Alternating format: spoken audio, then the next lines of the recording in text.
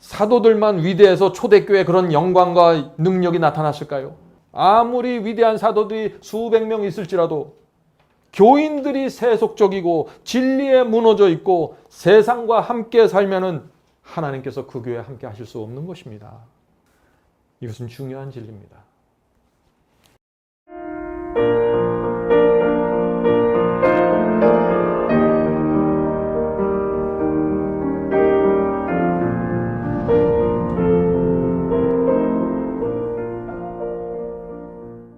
오늘 저희가 나눌 말씀의 제목이 아주 중요합니다. 교회에서 하나님의 영광과 능력이 나타나는 조건이라는 제목입니다.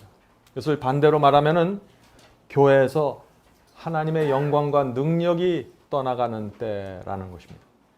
오늘 교회도 그렇고 교인들도 그렇고 하나님의 영광과 능력이 크게 나타나는 신앙을 포기했습니다. 왜 그럴까요? 우리 주변에 우리 눈으로 볼 때 그런 교회와 그런 사람들이 잘 보이지 않기 때문이죠. 오늘 기독교회를 생각하면 여러분들 어떤 생각이 납니까? 크고 멋진 건물이 저는 생각이 납니다. 또 손을 들고 몸을 흔들면서 열정적으로 부르는 그 찬양이 생각이 납니다. 또 카페를 운영하고 체육관을 만들고 다양한 문화 프로그램을 운영하는 교회들이 생각이 납니다. 그런데 사도들이 세운 교회는 그렇지 않았습니다. 사도들이 지도하던 초대교회는 그런 교회가 아니었습니다. 전혀 다른 교회였습니다. 어떤 교회였을까요? 우리는 오늘 그래서 초대교회가 어떤 교회였는지 살펴보려고 하는 것입니다. 왜냐하면 그 교회 하나님의 능력과 영광이 가장 분명하게 나타났기 때문입니다. 지난 2000년의 역사를 통해서 볼 때 하나님께서 분명하게 임하신 교회는 초대교회였습니다. 그래서 우리는 그 교회를 모본으로 바라보고 쫓아가야 하는 것입니다. 그래서 오늘 우리가 이 초대교회의 모습을 좀 살펴보려고 합니다. 자, 사도행전 4장 32절 보겠습니다. 사도행전 4장 32절입니다. 믿는 무리가 한 마음과 한 뜻이 되어. 자, 이 말씀에 초대교회가 갖고 있는 아주 독특한 특징이 나옵니다. 무엇입니까? 하나의 진리 하에 한 마음과 한 뜻으로 연합된 교회였습니다. 초대교회의 능력과 영광이 바로 여기서 나오는 것입니다. 많은 분들이 저에게 이런 질문을 합니다. 왜 마지막 사명 교회에 다니려면 먼저 온라인에서 예언학교를 공부하고 또 졸업해야 합니까? 왜 그것을 요구하십니까? 하는 질문을 하는 것입니다. 이 질문에 제가 어떻게 대답해야 될까요? 저는 이 마지막 사명 교회가 초대교회의 특징이 깊이 새겨지기를 원하는 것입니다. 예언학교에서 말씀을 공부하면서 성도들의 마음이 하나로 하나의 진리 안에서 모아지기를 제가 원하는 것입니다. 교회의 기본은 하나의 진리 안에서 연합된 성도들입니다. 사람들마다 성품이 부족하고 알곡도 있을 수 있고 가라지도 있을 수 있어요. 죄에 넘어지는 사람도 있을 수 있습니다. 그러나 그들이 붙잡고 있는 진리만은 하나야 됩니다. 교인들은 내가 왜 이 교회에 다니고 무엇 때문에 이 교회에 다니는지 정확하게 알면서 다녀야 되는 것입니다. 그래서 이 교회에 나오기 전에 제가 예언학교 수강을 부탁드리는 것입니다. 자, 이 하나로 연합되어 있었던 이 초대교회에 나타난 열매, 거룩한 열매가 무엇일까요? 그것은 희생과 헌신이었습니다. 진리에서 끝나는 것이 아니라 그 하나의 진리로 연합되어 있으면 그것은 반드시 희생과 헌신이라는 열매가 맺어지는 것입니다. 그래서 이 초대교인들은 내 것, 내 권리를 주장하지 않았습니다. 자, 사도행전 4장 34절 보겠습니다. 사도행전 4장 34절. 사도행전 4장 34절. 그 중에 이 초대 교인들 중에 하는 거죠. 그 중에 핍절한 사람이 없으니. 자, 핍절한 사람이 뭐예요? 가난한 사람, 궁핍한 사람, 어려운 사람들이죠. 핍절한 사람이 왜 없었을까요? 이 초대 교회는. 이어집니다. 이는 밭과 집 있는 자는 팔아 그 판 것의 값을 가져다가 사도들의 발 앞에 두매 저희가 각 사람의 필요를 따라 나누어 주미라. 초대교회는 내 것, 내 것이 없는 이 무소유 공동체는 아니었습니다. 오늘 많은 사람들이 좀 오해를 하는데 그들은 다 자기 밭과 자기 집이 있었다고 했습니다. 그러나 가난한 사람들, 어려운 사람들이 나타날 때 다 자원하는 마음으로 자기 것을 팔아서 내놓았다는 것입니다. 계속해서 읽어보죠. 구르브에서 난 레위족인이 있으나 이름은 요셉이라 사도들이 일컬어 바나바라 하니 번역하면 권위자라. 그가 밭이 있음에 팔아 값을 가지고 사도들의 발 앞에 두니라. 성도 여러분, 이것이 초대교회의 모습이었습니다. 초대교회는 진리를 위해서 희생할 줄 아는 교회였습니다. 그들은 이 교인들이, 초대교회 교인들이 내가 베드로한테, 요한한테, 어떤 사도한테 잘 보이고 인정받고 안수받기 위해서, 복받기 위해서 희생했던 것이 아닙니다. 그들은 이 진리에 대한 확신으로 마음이 채워져 있었고 하나님의 사랑과 희생과 죽음 때문에 마음이 은혜로 채워져 있던 사람들입니다. 그래서 그들의 신앙이 전혀 다른 모습으로 나타나게 된 것입니다. 성도 여러분, 지난 수백 년 동안 던져졌던 질문이 있습니다. 여러분들 그 질문이 아십니까? 그 질문이 이것입니다. 어떻게 하면은 초대교회에 나타났던 하나님의 영광과 능력이 이 시대의 교회에도 나타날 수 있을까요? 어떻게 하면 교회에서 병자들이 치유되는 놀라운 하나님의 증거가 나타날 수 있을까요? 매 시대마다 많은 사람들이 초대교회를 바라보면서 이 질문을 던지는 것입니다. 사도행전 5장에 이 질문에 대한 대답이 아주 자세하게 나와 있습니다. 그래서 오늘 우리는 사도행전 5장에 나오는 말씀 하나하나를 읽어가면서 좀 살펴보려고 합니다. 여러분들이 이 시대를 떠나서 사도행전으로 들어가시길 바랍니다. 1세기의 교회로 들어가서 이 말씀을 살피시고 오늘 큰 은혜를 받게 되길 제가 간절히 바랍니다. 성도 여러분, 어떤 교회에 하나님의 능력과 영광이 나타나게 될까요? 오늘 제가 이 질문을 여러 번 던질 것입니다. 어떤 교회? 그것은 교인들의 봉사와 헌신에 위선과 거짓이 없을 때입니다. 초대교회는 그런 교회였습니다. 사도행전 5장에 그래서 땅을 팔아서 바치는 사람이 나오는 것입니다. 그런데 이 사람은 땅을 팔아서 바쳤는데 크게 책망을 받고 형벌을 받고 심지어 죽습니다. 누구일까요? 아나니아와 삽비라 이야기입니다. 자, 사도행전 5장 1절부터 4절입니다. 사도행전 5장 1절부터 4절. 아나니아라 하는 사람이 그 아내 삽비라로 더불어 소유를 팔아 그 값에서 얼마를 감추매 그 아내도 알더라. 얼마를 가져다가 사도들 발 앞에 두니 베드로가 가라되 아나니아야 어찌하여 사탄이 네 마음에 가득하여 네가 성령을 속이고 땅값 얼마를 감추었느냐. 자, 성령을 속인다고 했는데 성령을 속이는 것이 무엇일까요? 성령께서 양심 속에서 그렇게 하지 마라, 그것이 죄라고 말씀하시는데 그것을 무시하고 외면하는 것입니다. 그것이 성령을 속이는 죄입니다. 성령을 밀어내고 내 자신을 합리화시키는 죄입니다. 그것이 아나니아의 죄였습니다.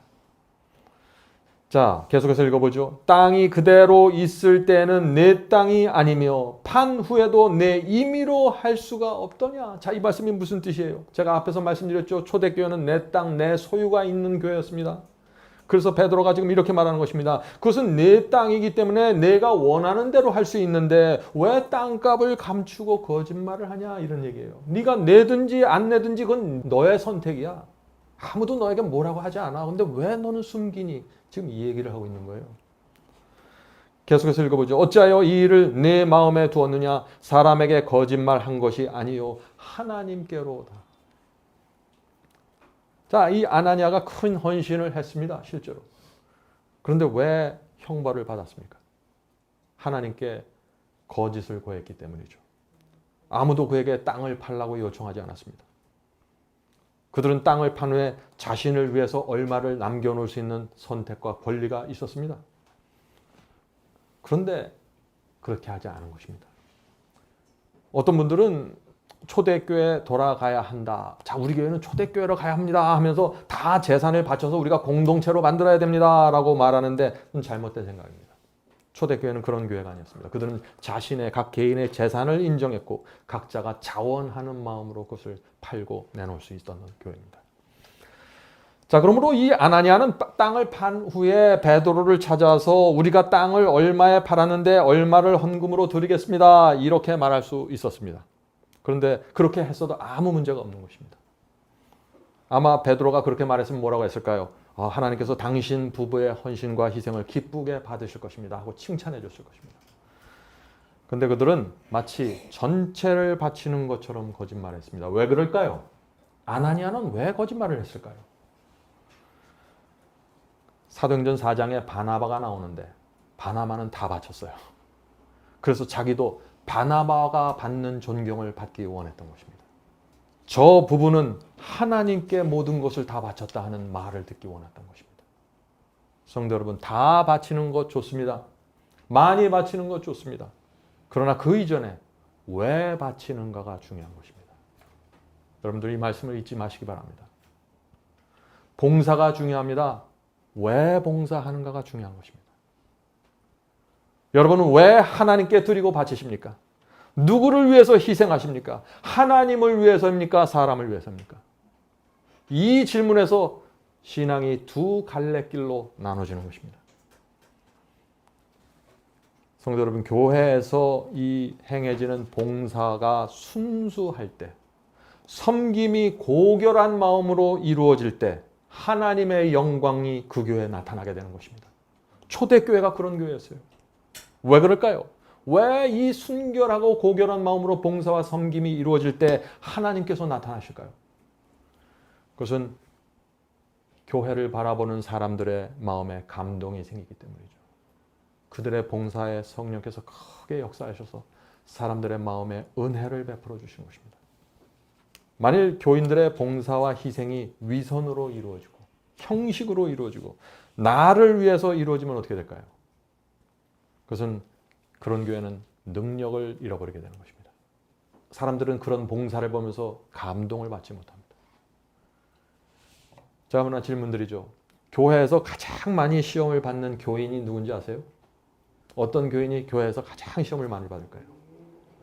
가장 많이 희생한 교인입니다. 가장 많이 봉사한 교인입니다. 가장 많이 헌금을 드린 교인이에요. 왜 그런 교인들이 시험을 받을까요?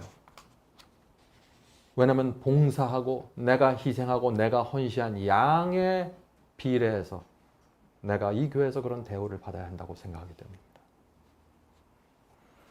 성도 여러분, 초대교회는 그런 신앙이 아니었어요. 그들의 신앙과 헌신과 모든 것은 하나님께 맞춰져 있습니다. 하나님께 대한 감사함으로 이루어지는 것이에요. 모든 것은. 사람이 내 희생과 내 헌신을 어떻게 평가하든 어떤 눈으로 바라보든 나와는 상관없는 것입니다. 물론 교회에 위선자도 있을 수 있고 거짓전자도 있을 수 있고 가라지도 있을 수 있습니다.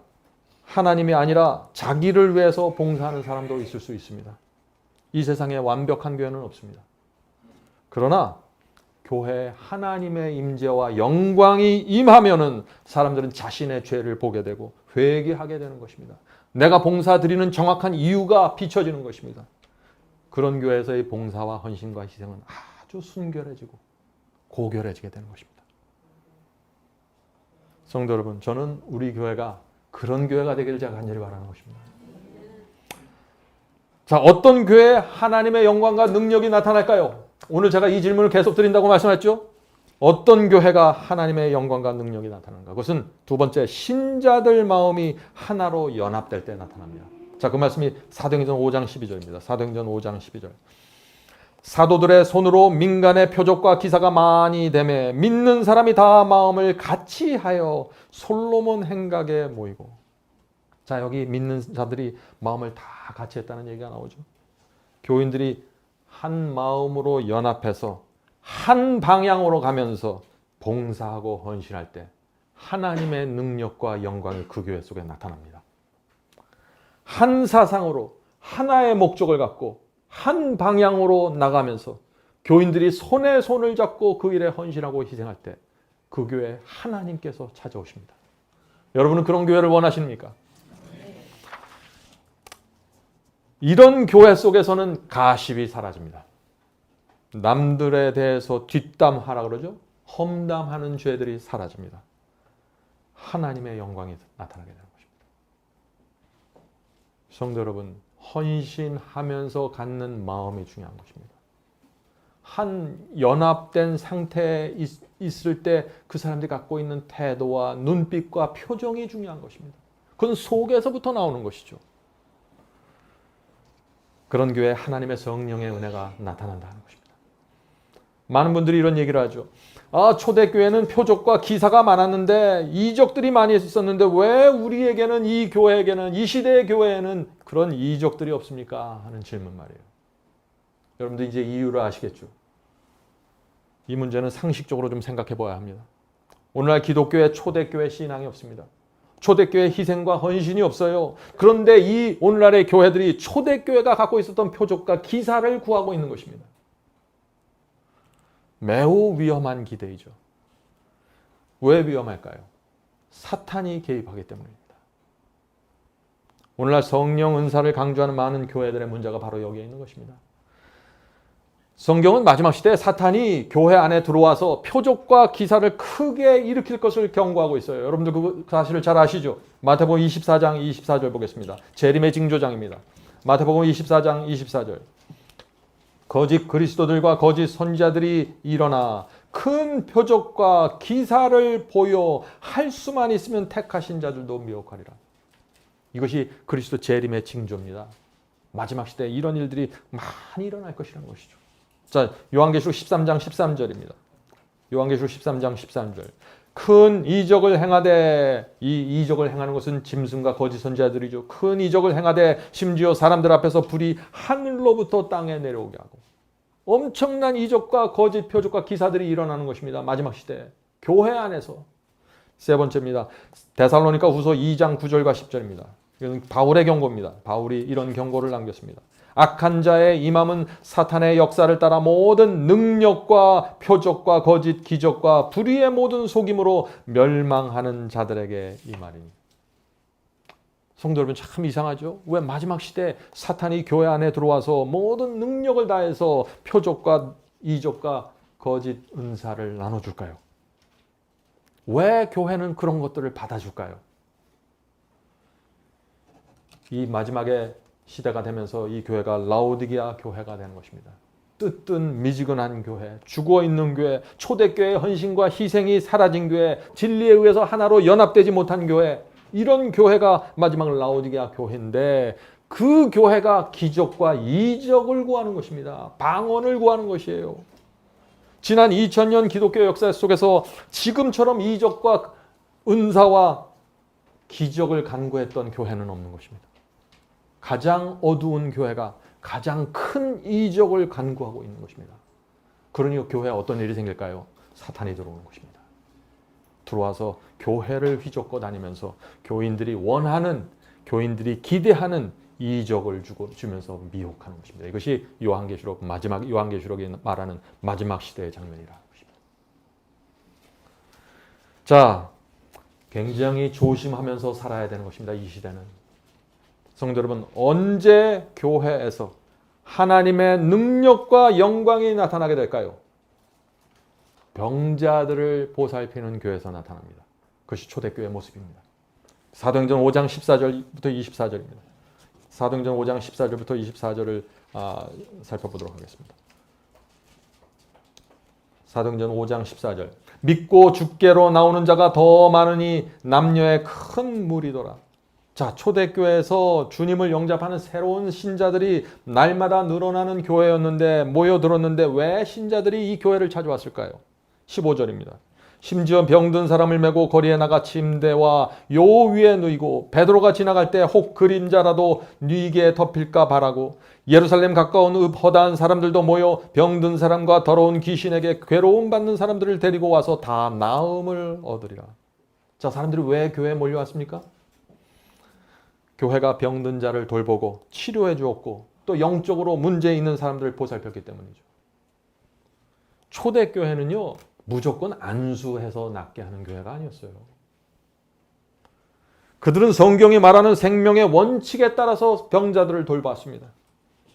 성도 여러분, 성경이 말하는 이 생명의 원칙으로 병자를 치료하는 것이 무엇일까요? 오늘날 교회들이, 오늘날 기독교회가 이 질문에 대한 답이 없는 것입니다. 그저 병에 걸리면 기도원에 보내고 거기서 안수받고 기도하면 병이 날 것을 기대하는 것입니다. 정말 성경이 그런 가르침을 우리에게 말하고 있을까요? 자, 이 말씀을 잘 들어보세요. 하나님께서 병자들을 고치는 구체적인 방법이 성경에 기록되어 있습니다. 출애굽기 15장 26절입니다. 출애굽기 15장 26절. 너희가 너희 하나님 나 여호와의 말을 들어 순종하고. 잘 들어보세요. 이게 치료 방법이에요. 하나님의 치료법입니다. 여호와의 말을 들어 순종하고 내가 보기에 의를 행하며 내 계명에 귀를 기울이며 내 모든 규례를 지키면, 이것이 생명에 대한 하나님의 규례입니다. 내 모든 규례를 지키면 내가 애굽 사람에게 내린 모든 질병 중 하나도 너에게 내리지 아니하리니 나는 너희를 치료하는 여호와입니다. 여러분은 이 말씀을 믿으십니까? 성도 여러분, 사도들이 갖고서 복음을 전했던 성경이 어느 성경인가요? 모세오경입니다. 구약 성경입니다. 사도들이 이 구약 성경에 나오는 이 말씀을 붙잡고 병자들을 위해서 거룩한 치료 봉사를 했던 것입니다. 오늘날 기도원에서 어떻게 합니까? 그런데 세상을 버리지도 않고 말씀과 계명에 순종하지도 않고 하나님의 뜻이 무엇인지도 모르는 사람들이 환자라는 이유 하나 때문에 안수하고 병 낫기를 구하지 않나요? 이렇게 할 때 더러운 영들이 들어올 수 있다는 것입니다. 병자는 하나님의 말씀을 온 마음으로 받아들여야 합니다. 순종하겠다는 분명한 의지를 표현해야 하는 것입니다. 그래야만 치유의 역사가 일어나는 것입니다. 성경이 약속하는 치유. 성경 밖에 나가도 치유가 있어요. 병원에 나가서 주사 맞으면 병이 나요. 지금 우리가 말하는 것은 성경이 약속하는 하나님의 치유를 말하는 것입니다. 진리를 받아야 합니다. 알고 있는 죄, 기억나는 죄 모두 고백하고 주 앞에 나가 사함을 받아야 됩니다. 그래야만 하나님께서 출애굽기에 약속하신 치유가 일어나는 것입니다.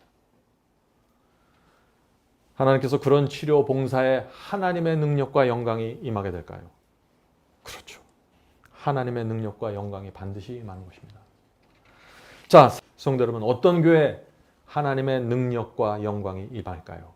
어떤 사람에게 하나님의 능력과 영광이 임할까요?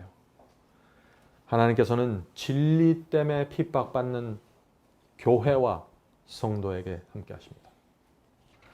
자, 사도행전 5장 17절 보겠습니다. 사도행전 5장 17절. 대제사장과 그와 함께 있는 사람 즉 사두개인의 당파가 다 마음에 시기가 가득하여 일어나서. 자, 지금 초대교회가 이렇게 크게 사람들이 모였고 엄청난 하나님의 능력으로 일을 하다 보니까 대제사장과 유대교회 지도자들이 지금 질투를 하는 것이죠. 시기가 가득하여 일어나서 사도들을 잡아다가 옥에 가뒀더니 주의 사자가 밤에 옥문을 열고 끌어내어 가로되 가서 성전에 서서 이 생명의 말씀을 다 백성에게 말하라 하매. 어떤 장면이죠? 이 장면이 유대교회 지도자들이 시기가 생겼습니다. 초대교회가 크게 일어나는 것을 보니 너무나 싫었던 것이죠. 유대교회는 위축되는 것을 느끼는 것입니다. 그래서 사도들을 붙잡아다가 감옥에 가두었다는 것입니다. 자, 어떤 일이 생겼습니까? 밤에 천사들이 방문해서 옥문을 열어주면서 생명의 말씀을 나가서 전하라고 말하는 것입니다. 교회가 분명한 진리 위에 세워지고 교인들이 하나로 연합해서 봉사하고 헌신하면 사탄이 가만히 있을까요? 사탄이 공격을 하는 것이죠. 그런데 하나님께서도 그런 입장에서 가만히 안 계신다는 것입니다. 천사들이 분주히 다니면서 도와줍니다. 하나님께서 그런 교회를 내버려 두지 않는다는 것입니다. 그런 교회는 하나님의 요새이기 때문에 그렇습니다. 교회가 진리 위에서 하나로 분명한 연합을 이루고 나면 그 교회는 하나님의 요새입니다. 그때는 하나님께서 이 교회를 붙들고 가시는 것입니다. 성도 여러분, 저는 이 교회가 그런 교회가 되길 원하는 것입니다. 그래서 이 핍박 속에서도 하나님의 말씀이 전파될 수 있도록 옥문을 열어주시는 것입니다. 저는 이 교회에 그런 일이 생기길 원하는 것입니다. 여러분들 지금 핍박 때문에 옥에 갇혀 계십니까? 가정이라는 옥, 남편이라는 옥, 아내라는 옥에 붙잡혀 있습니까? 천사들이 옥문을 열어주실 것입니다. 누구도 하나님의 말씀이 전파되는 길을 막을 수 없는 것입니다. 그것이 지난 2000년 기독교 역사입니다. 성도 여러분, 어려운 핍박과 고난 속에서 말씀을 전하는 것, 이런 교회와 이런 개인에게 하나님의 능력과 영광이 임하는 것입니다. 여러분은 이 약속을 믿고 전진해야 하는 것입니다. 그러므로 우리가 말씀만 듣고 은혜만 받으려고 하는 것이 아니라 기회를 살피면서 말씀을 전해야 되는 것입니다. 앞에 사두개인이 있고 바리새인이 있고 유대 교회가 나를 막을지라도 나는 말씀을 전할 길을 모색해야 된다는 것입니다. 제가 알고 있는 한 집사님은요, 저 시골에 계신데 매주 마지막 사명 그 유튜브에 올라오는 말씀을 수백 명에게 나눠주고 있다고 합니다. 그분은 그 일을 하나님께서 주신 사역이라고 받아들이는 것입니다. 여러 가지 반응들이 오겠죠. 어떤 분은 왜 이런 것을 나에게 보내냐고 하고, 어떤 분은 감사의 표현을 하고, 그분은 그 안에서 하나님의 섭리와 인도하심을 날마다 느낀다고 합니다. 사도행전 5장 27절 29절을 보겠습니다. 사도행전 5장 29절 27절. 저희를 끌어다가 공회에 세우니, 자, 이 장면은 어떤 장면입니까? 감옥에서 나와서 다시 말씀을 가르치는데 다시 붙잡혀서 공회에 끌려가는 것입니다. 이것이 하나님과 사탄의 전쟁입니다. 계속해서 읽어보죠. 대제사장이 물어 가로되 우리가 이 이름으로 사람을 가르치지 말라고 엄금하였으되 너희가 너희 이 기독교 신앙을 예루살렘에 가득하게 하니 이 사람의 피를 우리에게로 돌리고자 함이로다. 지금 대제사장이 뭐라고 하는 거예요? 예수교회 이 가르치면 죽이겠다고 지금 협박하는 것이죠. 이에 대해서 사도들이 어떻게 대답했을까요? 사도들의 대답입니다. 베드로와 사도들이 대답하여 가로되 사람보다 하나님을 순종하는 것이 마땅하니라. 성도 여러분, 왜 초대교회에 하나님의 영광이 가득 찼을까요? 바로 이 모습 속에 있는 것입니다. 베드로와 사도들은 하나님께 충성하라고 교인들을 붙잡았습니다. 교인들이 사람보다 하나님을 두려워하면 그 교회는 하나님의 능력과 영광이 임할까요? 반드시 임합니다. 반드시 임하는 것이에요.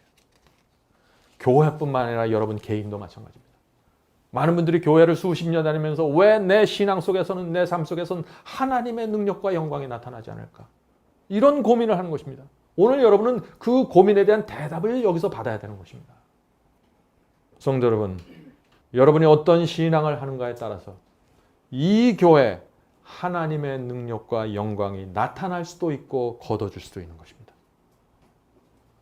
여러분에게 달려있는 것입니다. 사도들만 위대해서 초대교회에 그런 영광과 능력이 나타났을까요? 베드로만 위대해서요? 요한만 위대해서? 아니죠. 아무리 위대한 사도들이 수백 명 있을지라도 교인들이 세속적이고 진리에 무너져 있고 세상과 함께 살면은 하나님께서 그 교회에 함께 하실 수 없는 것입니다. 이것은 중요한 진리입니다. 물론 교회의 설교도 중요합니다. 사도들이 자신을 죽이려고 오는 대제사장과 유대교회를 향해서 사도들은 이런 설교를 했습니다. 사도행전 5장 30절 31절. 사도행전 5장 30절 31절. 너희가 나무에 달아 죽인 예수를 우리 조상의 하나님이 살리고, 너희들이 지금 나사렛 예수를 나무에 달아 죽였지. 그런데 그 예수를 하나님께서 다시 무덤에서 불러서 살려주셨어. 이 설교를 하는 것이에요. 계속해서 읽겠습니다. 이스라엘로 회개케 하사 죄사함을 얻게 하시려고 그를 오른손으로 높이사 임금과 구주를 삼으셨느니라. 지금 이 사도들은 이 유대인들이 가장 듣기 싫어하는, 듣고 싶어 하지 않는 설교를 한 것입니다. 초대교회는요, 사람들이 듣고 싶어 하는 말씀을 하질 않았습니다. 초대교회는 사람들이 좋아하는 말씀을 전하지 않았어요. 이것이 사람보다 하나님을 높이는 설교입니다. 지금도 마찬가지입니다. 우리는 세상과 사람들 입맛에 맞춘 설교를 하면 안 됩니다. 지금 수많은 사람들이 아무런 소망 없이 죽어가고 있는데 우리가 어떤 말씀을 그들에게 전해야 될까요? 너무나 많은 사람들이 오랫동안 교회에 다녔음에도 불구하고 어떻게 해요? 무엇이 진리인지 모릅니다. 무엇이 거듭남이고 무엇이 참된 영적인 경험인지 성화의 경험인지 모르는 것입니다. 복음이 무엇인지 모릅니다. 우리가 그런 분들에게 어떤 말씀을 전해야 될까요? 말씀을 있는 그대로 전해야겠죠. 회개로 인도하는 말씀을 드려야 되는 것입니다. 저는 우리 교회에서 그런 말씀이 나가게 되길 원하는 것입니다. 자, 성도 여러분, 어떤 교회에 하나님의 능력과 영광이 나타날까요? 교회가 진리를 있는 그대로 전할 때 하나님의 능력이 임합니다. 교회가 말씀을 다듬기 시작하면은, 설교자가 말씀을 다듬고 아름답게 보이려고 노력하면 할수록 하나님의 임재는 사라지게 되는 것입니다. 그래서 여러분들은 이 교회 와서 때때로 마음이 불편할 수밖에 없는 것입니다. 여러분의 눈높이에 맞추지 않기 때문에 그렇죠. 교회는 사람을 두려워하면 안 됩니다. 교회가 사람을 두려워하는 순간 하나님께서 물러서십니다.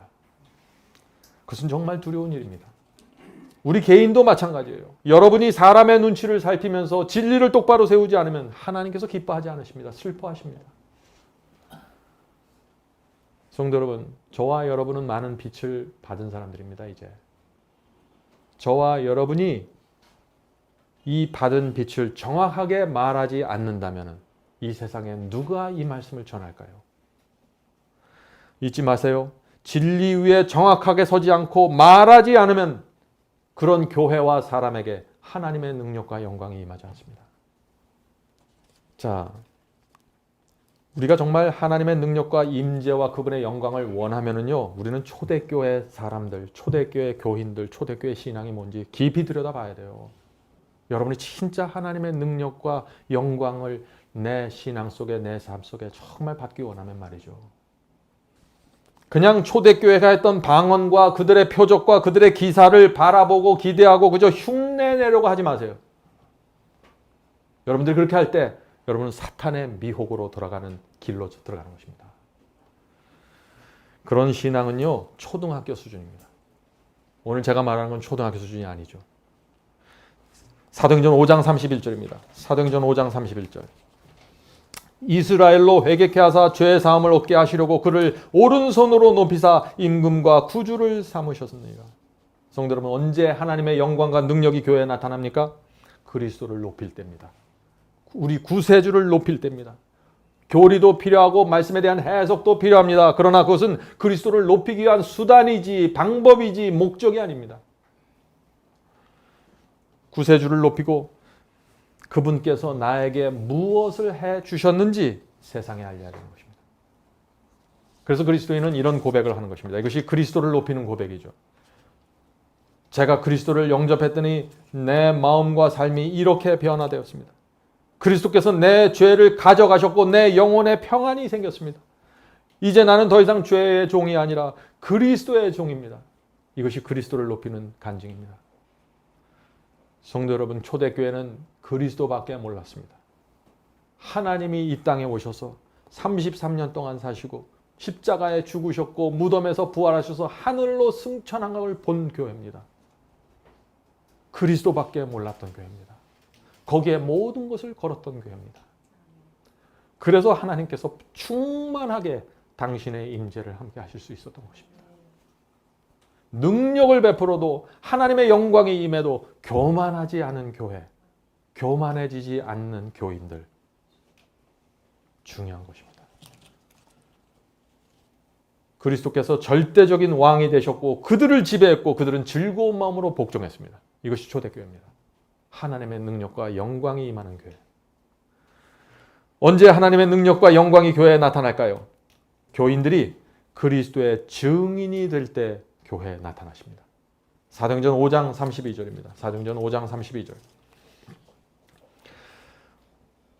사도행전 5장 32절. 우리는 이 일의 증인이요 하나님이 자기를 순종하는 사람들에게 주신 성령도 그러하니라.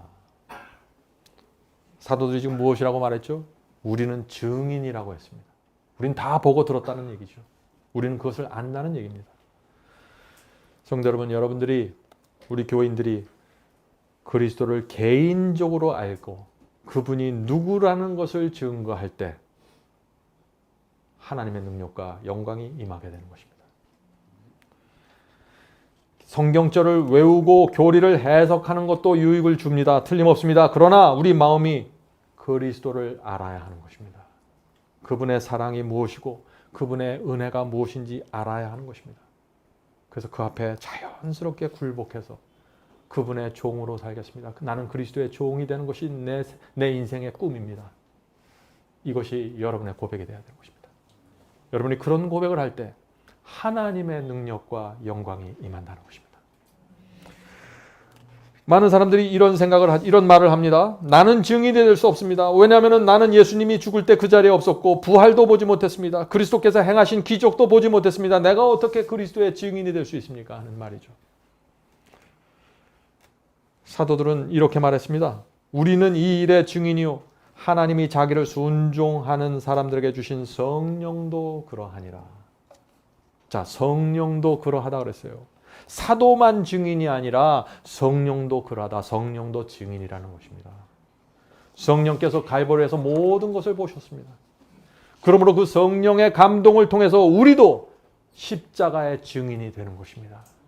성령의 감동과 은혜를 통해서 내가 하나님의 사랑과 은혜를 보고 느끼고 맛보게 되는 것입니다. 증인이 될 수 있는 것입니다. 자, 사도행전 5장 32절 우리가 방금 읽었던 이 말씀에서 우리가 한 가지 좀 짚고 넘어가야 될 것이 있는데 성령이 어떤 사람들에게 주어진다고 했죠?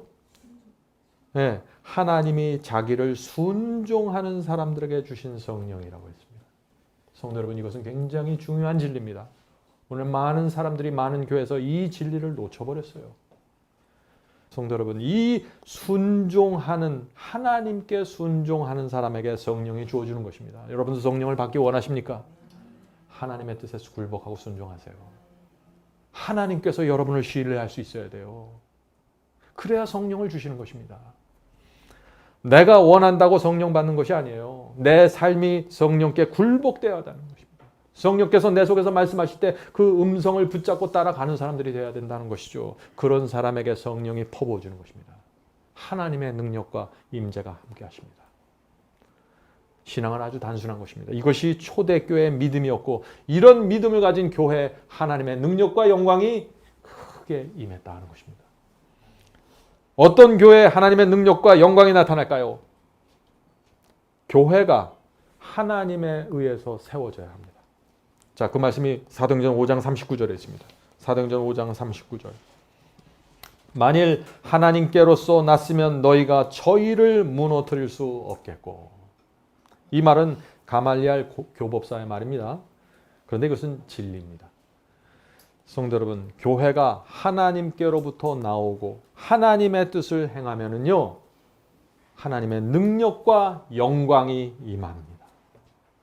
저는 저희 교회에서 그 일이 반드시 이루어지기를 바라고 기대하면서 살고 있습니다. 저는 여러분들의 숫자를 기대하는 것이 아니라 하나님의 임재와 능력과 영광이 과연 이 교회에 임하는 것을 바라봅니다. 그것이 중요합니다. 만일 교회가 번영하기 위해서 인간의 뜻을 세우고 인간의 방법으로 교인들을 모아들이면 어떻게 될까요? 하나님의 임재가 떠나가게 됩니다. 외로운 교회가 됩니다. 그런 교회는 건물과 사람만 남게 되는 것입니다. 무서운 일입니다. 그것은. 성도 여러분, 그래서 우리가 하는 이 선교 사역과 이 교회가 나가는 방향과 이 교회가 존재하는 이유와 목적이 하나님의 뜻에 정확하게 일치하는 것이 중요한 것입니다. 거기서부터 모든 것이 시작되는 것입니다. 거기서부터 하나님의 놀라운 영광이 임하기 시작하는 것입니다. 누구도 우리가 가는 길을 막을 수 없습니다. 선택은 저와 여러분이 하는 것입니다. 우리가 정말 하나님의 능력과 임재와 영광이 드러나는 교회가 그 교회를 세울지 말지 우리가 결정하는 것입니다. 어떤 교회에 하나님의 능력과 영광이 나타나게 될까요? 교인들이 고난받기를 즐거워하는 신앙으로 들어갈 때 그 교회에 하나님께서 나타나십니다. 그것이 초대교회입니다. 사도행전 5장 40절 41절. 사도행전 5장 40절 41절입니다. 저희가 옳게 여겨 사도들을 불러 채찍질하며 지금 핍박받는 장면이죠. 예수의 이름으로 말하는 것을 금하고 노니 사도들은 그 이름을 위하여 능력받는 일에 합당한 자로 여기심을 기뻐하면서 공회 앞을 떠나니라. 지금 이 공회에 붙잡혀서 채찍질 당하고 다시는 이런 설교하지 마, 다시는 선교하지 마 이런 금지령을 받은 다음에 떠나가는 그 사도들의 모습을 생각해 보세요. 공회에서 나오는데 풀려 나오는데 그들이 환하게 웃으면서 나오는 것이에요. 하나님의 능력과 영광이 임하는 교회입니다. 초대교회는 내가 채찍질 받는 것 때문에 즐거워한 게 아니에요. 하나님 때문에 내가 채찍질을 받을 수 있다. 이것이 감사한 거예요. 하나님께서 나를 지정해 주셨다. 이 수많은 교인들 중에 나를 지정해서 채찍질 받게 나에게 이 자리를 마련해 주셨다. 이렇게 생각하는 거예요.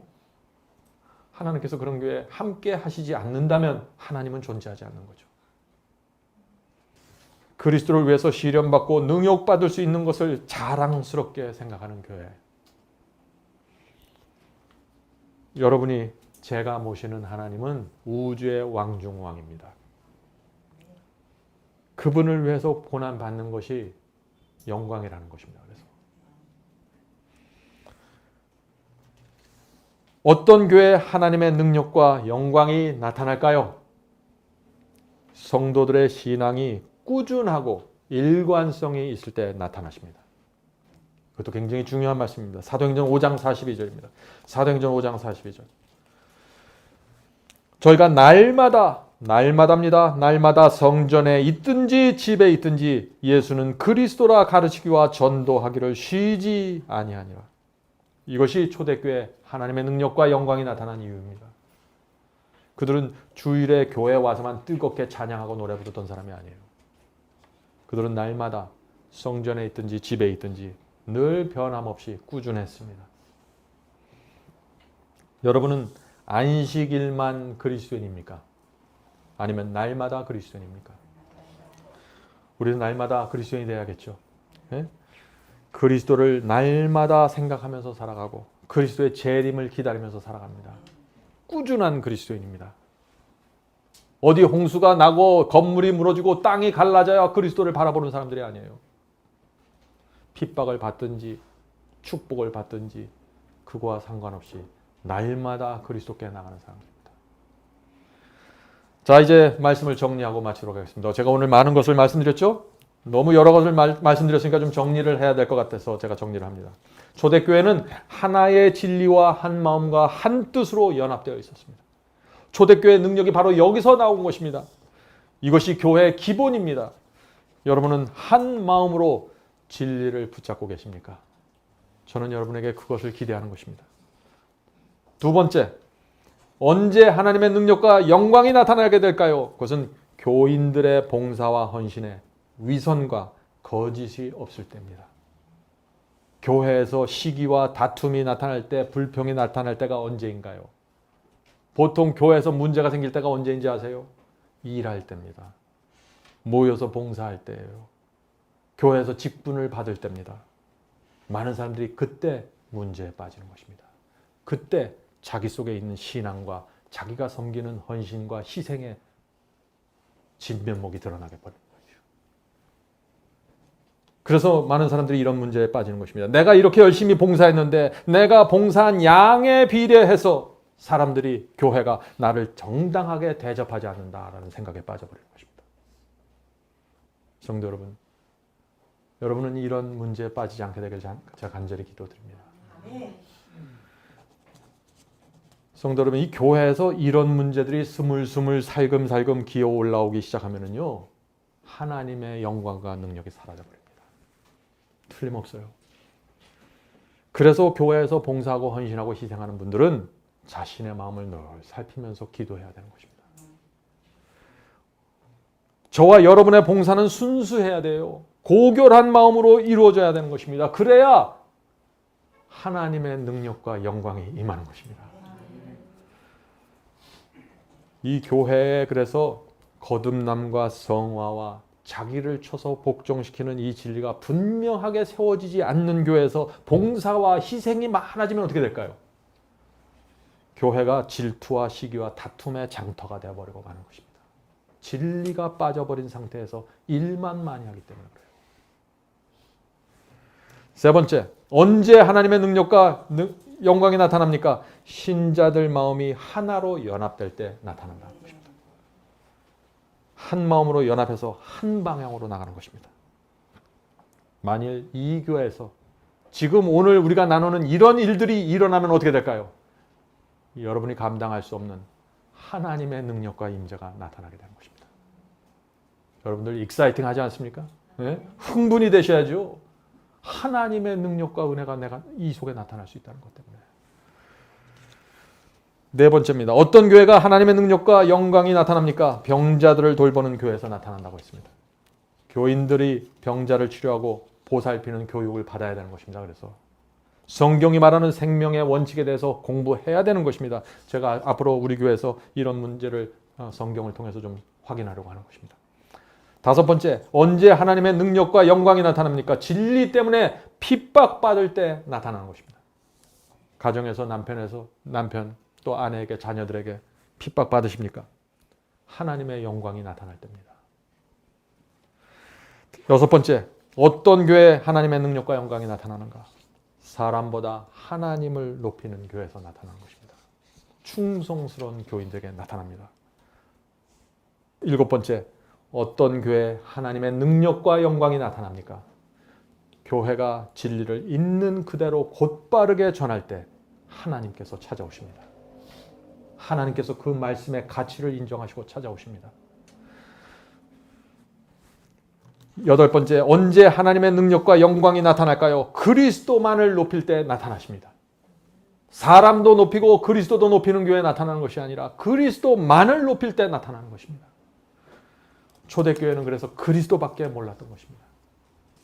하나님께서 그 교회를 찾아오지 않을 수가 없는 것입니다. 우리도 그런 신앙으로 들어가야 된다는 것입니다. 아홉 번째, 언제 하나님의 능력이 영광이 나타납니까? 교인들이 그리스도의 증인으로 살아갈 때 나타납니다. 열 번째, 어떤 교회에 하나님의 능력과 영광이 나타나나요? 교회가 하나님에 의해서 세워지고 운영돼야 합니다. 하나님의 아이디어로 교회가 움직여야 됩니다.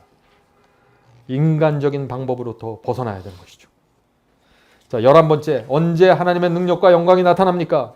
진리 위에서 고난받기를 기뻐할 때 하나님께서 찾아오십니다. 주줄이나 주말이나 해가 뜨나 구름이 끼나 신앙이 꾸준한 교회, 하나님의 영광이 나타납니다. 하나님을 향한 마음이 갈대처럼 이리저리 흔들리면은 그런 교회와 개인에게 하나님의 능력과 영광이 나타날 수 없습니다. 성도 여러분, 그래서 오늘 제가 이 결론으로 우리가 회개해야 한다는 사실을 말씀드리고 싶은 것입니다. 우리는 아직 멀었습니다. 여러분들 몇 가지 교리를 깨닫고 몇 가지 예언 해석을 깨달았고 다라고 생각하지 마세요. 우리는 초대교회 신앙에서 아주 멀리 떨어져 있는 사람들입니다. 우리가 이 현실을 인정해야 되는 것이에요. 그래야 여러분들이 겸손해져요. 아직 멀었습니다, 우리는. 그래서 우리 속에 하나님의 능력과 영광이 충만하게 임하지 못하는 것입니다. 우리 속에 하나님의 능력과 영광이 충만하지 못할 때 우리는 그때 회개해야 되는 것입니다. 주여, 제가 무엇이 문제입니까? 가르쳐 주시옵소서. 남을 정죄하지 마세요. 나만 보세요. 내가 어떻게 해야 됩니까, 주여?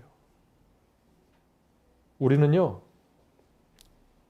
라오디게아 교회의 뜨뜻 미지근함에 기만당하면 안 됩니다. 요즘 교회가 다 거기서 거기고 요즘 교인들이 다 거기서 거기니까 나도 이렇게 살아도 된다, 이런 생각에서 빠져나오셔야 돼요. 우리는 옛 성도의 신앙을 바라봐야 합니다. 라오디게아 교회 속에 여러분의 모범이 없습니다. 우리가 바라봐야 될 교회는 옛 신앙입니다. 중세기의 알프스 골짜기에 들어갔던 성도들입니다. 초대교회 성도들입니다. 그들이 우리의 모범이에요. 인간으로서 말이죠. 우리가 그렇게 우리의 신앙을 들어가고 그렇게 우리의 헌신과 희생이 드려질 때 하나님의 영광과 임재가 우리와 함께 하신다 하는 것입니다. 여러분은 그런 신앙을 정말 원하십니까? 성도 여러분, 오늘 제가 나눈 말씀을 잊지 마시기 바랍니다. 이 교회를 향한 하나님의 기대가 분명합니다. 여러분을 향한 하나님의 기대와 하나님의 예정이 분명히 있습니다. 여러분들 그것을 저버리지 말게 되길 제가 간절히 바랍니다. 감사합니다. 하늘에 계신 아버지, 이 교회가 하나의 진리 아래 모여서 연합될 수 있도록 도와주셔서 감사합니다. 저희가 이 교회에서 생활할 때 하나님의 기대를 잊지 않도록 도와주시옵소서. 저희가 인간의 연약함이 있습니다. 저에게 부족함이 있습니다. 그러나 저희 마음속에 초대교회에 나타나셨던 하나님의 임재와 영광과 능력이 사라지지 않도록 도와주시옵소서. 그것을 바라보면서 그것을 기대하면서 이 교회 다닐 수 있도록 도와주시옵소서. 하늘에 계신 아버지, 이곳에 하나님께서 교회를 세우셨고 이 교회를 인도하실 때 저희가 협력할 수 있도록 도와주시옵소서. 내 자신의 생각과 내 아이디어에 붙잡히지 않고 하나님의 지혜에 굴복할 수 있도록 도와주시옵소서. 이곳에 보내주시는 귀한 영혼들이 이곳에 와서 하나님을 만날 수 있도록 도와주시옵소서. 하늘에 계신 아버지, 이 세상에 살면서 저희도 모르는 새 저희의 마음에 표준이 낮아지고 진리에 대한 충성이 흔들릴 수 있습니다. 주여 저희를 불쌍히 여겨주시고 성령을 보내주시고 천사들을 보내주시고 하나님의 마음으로 저희를 용서하시고 사하시고 일으켜 세워 주시옵소서. 하늘에 계신 아버지, 이 교회가 하나님 앞에 견고한 요새로 세워질 수 있도록 도와주시옵소서. 예수님의 이름으로 간절하게 기도드립니다. 아멘.